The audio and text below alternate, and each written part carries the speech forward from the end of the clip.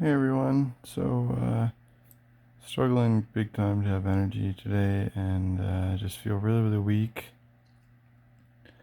My arm is extremely numb on my right hand side, and I just took me a long time to go to bed this morning. Um, so I figured I'd do another fibromyalgia update video and let you know how I'm doing, and read off a little more facts about fibromyalgia. So, to get diagnosed with fibromyalgia, uh, doctors in the past would have to check 18 specific points of a person's body to see how many of them were painful when pressed firmly. Newer guidelines don't require a tender point exam. Instead, the main factor needed for fibromyalgia diagnosis is widespread pain throughout your body for at least 3 months, which for me it's been 14 years. Instead, the main factor needed for fibromyalgia diagnosis is widespread pain throughout the body. Yes, for 3 months, I said that already. To meet the criteria, you must have pain in at least 4 of these 5 areas: left upper region, including shoulder, arm, and jaw; right upper region, including shoulder, arm, and or jaw; and lower region, including hip, buttock, and left leg; right lower region, including hip, buttock, or leg; axial region, including neck, back, chest, or abdomen. For me, my pain is a lot focused on my back and my chest and oftentimes my neck. But I also quite often get restless legs, um, which just includes a lot of pain in my legs as well. In the buttocks region, I end up with sore butt cheeks. As well, my hips quite often get sore or stiff. My arms will oftentimes, my right arm especially, gets really numb, as well as it can be painful in both my elbows and my wrists. So I kind of hit all the regions. Tests for fibromyalgia is your doctor may want to rule out other conditions that may have similar symptoms. Blood tests include complete blood count. And then there's erythrocyte, sedimentation rate, cyclic citrulinated, peptide tests, rheumatoid factor, thyroid function tests, antinuclear antibody, celiac serology, and vitamin D. And I know my doctor's done a pile of different blood tests with me.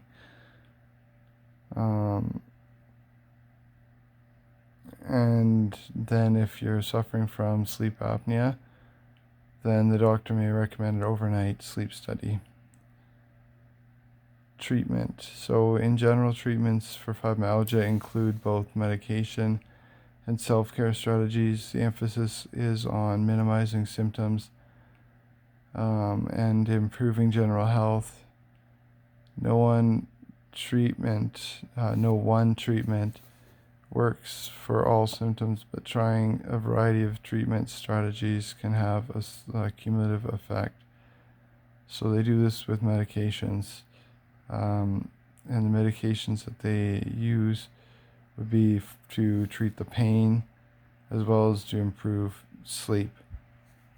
So they use pain relievers, such as Tylenol and the acetaminophen, basically ibuprofen, naproxen sodium, and those may be helpful. Opioid medications are not recommended because they can lead to significant side effects and dependence and will worsen the pain over time. I did find opioids like morphine really do help the pain, but you definitely do get addicted to them, and the withdrawal from that is not fun at all. Antidepressants, so things like Dulexine, which is like Cymbalta, and then Sorry, I struggle with all these medication names. Mil milnacipran, milnacipran, and that is Savella. They may help ease the pain and fatigue associated with fibromyalgia. Your doctor may prescribe amitriptyline or the muscle relaxant cyclobenzaprine to help promote sleep. They may also use anti-seizure drugs. Medications designed to treat epilepsy are often useful in reducing certain types of pain, so like gabapentin, which I'm on, which is Neurontin, is sometimes useful and helpful in reducing fibromyalgia symptoms, while pregabalin or Lyrica was the first drug approved by the Food and Drug Administration to treat fibromyalgia. Therapies they use would be physical therapy. Physical therapists can teach you exercises which will improve your strength, flexibility, and stamina. Water-based exercises might be helpful in this. Occupational therapy. An occupational therapist may help you make adjustments to your work area or the way you perform certain tasks that will cause less stress in your body. Counseling, talking to a counselor can help strengthen your belief in your abilities and teach you strategies for dealing with stressful situations. And I've done lots and lots of counseling over the years. Then there's lifestyle and home remedies as well. So self-care is critical in management of fibromyalgia, so things for stress management in particular, to develop a plan to avoid and limit overexertion or emotional stress, to allow yourself time each day to relax.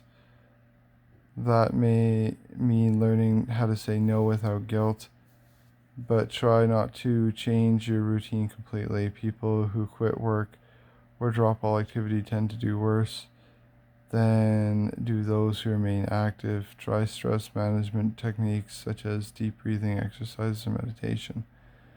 So I will be going back to work here at the end of February, and we're gonna hopefully that goes well. Cross my fingers.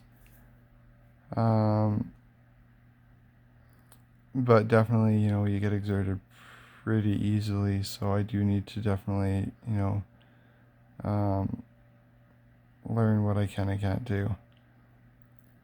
Sleep hygiene. So because fatigue is one of the most common and main components of fibromyalgia, getting good quality sleep is essential, in addition to allotting enough time for sleep. Practice good sleep habits such as going to bed and getting up at the same time each day, and limiting daytime napping. So exercise regularly as well. At first, exercise may increase your pain, but doing it gradually and regularly often decreases symptoms. Appropriate exercise may include walking, swimming, biking, or water aerobics.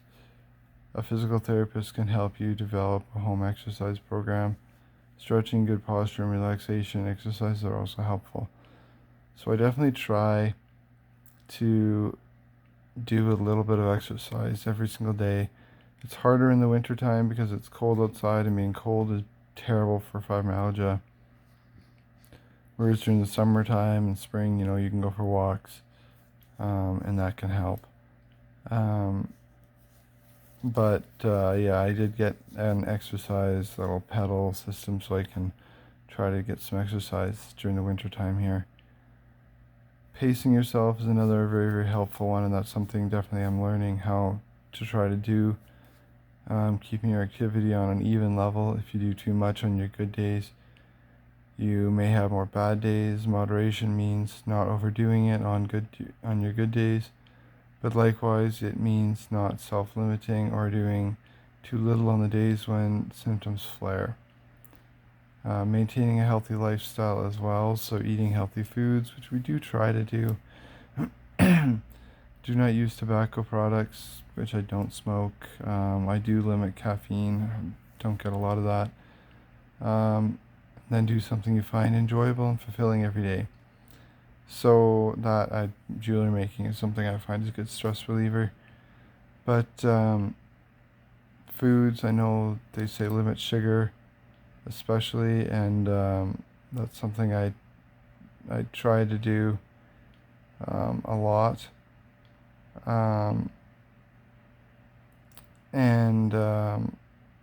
I'm really working on cutting back sugar because that's something I like sweets, so it's really hard to cut back on. Dairy is another one that they say to limit, and I can't eat dairy at all. Gluten is another one that they say to limit, which we're trying to find ways to reduce a little bit of that in my system as well. I don't want to go gluten free though. That's not something I'm really considering, but limiting it and cutting back on it, that's something that, I think is possible. It's just I have so many other things I can't eat that cutting more out is hard. Because there's so many things I can't eat or tolerate already. So I don't really want to cut too much more out of my diet. Next time we'll kind of tackle a little bit more of some of these treatments and stuff for maybe more of a natural side of things. But I've rambled on here long enough, so enjoy the rest of your day, and thank you all for listening.